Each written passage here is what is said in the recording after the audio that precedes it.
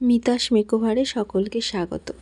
সবাই আশা করি ভালোই আছো। তোমরা হয়তো দেখে আমাকে ভাবছো যে আমি ঘুরতে চলে যাচ্ছি, কিন্তু একদমই না। এটা আমার ব্রাইডাল সিজন, তো আমি আমার কাজে যাচ্ছিলাম। কিন্তু আমি ব্রাইড করতে যাওয়ার সময় তোমরা সবাই জানো আমার সাথে আমার অ্যাসিস্ট যায়, কিন্তু এই সময় আমার সাথে কোনো অ্যাসিস্ট ছিল না। এটা ছিল আমার অনেক দূরের লোকেশন, আর ব্রাইড ছিল আমার নন বেঙ্গলি। তো 3-4টে লুক হবে, তো প্যাকেজ নিয়েছিল।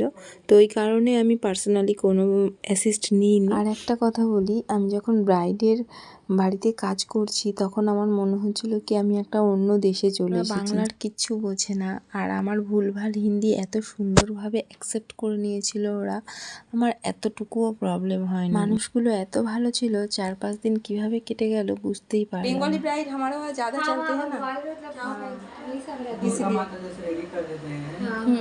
बहुत दूर से आई है पूरा मेकअप करने के लिए, और बहुत अच्छा मेकअप की है। बंगाली ब्राइड से डर रही थी ना कि मेरे को बंगाली ब्राइड मेकअप बनाया तो कैसा हो जाएगा हैवी मेकअप, पर दीदी बहुत सेटल मेकअप की है, एकदम नेचुरल लग रहा है। Thank you.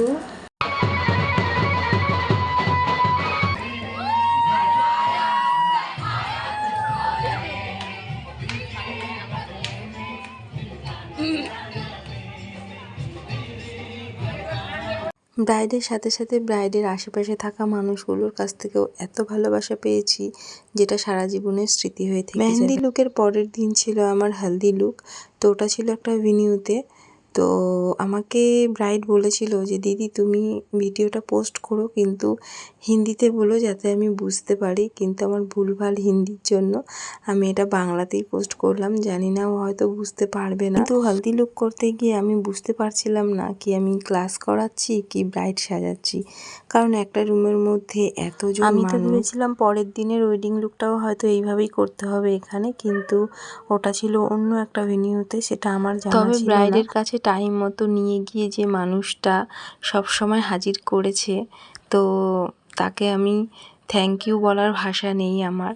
অনেক অনেক হেল্প করেছে আমাকে। ভিডিওটা এখানেই শেষ নয়, আরও আছে, পরের ভিডিওতে আসছি খুব তাড়াতাড়ি।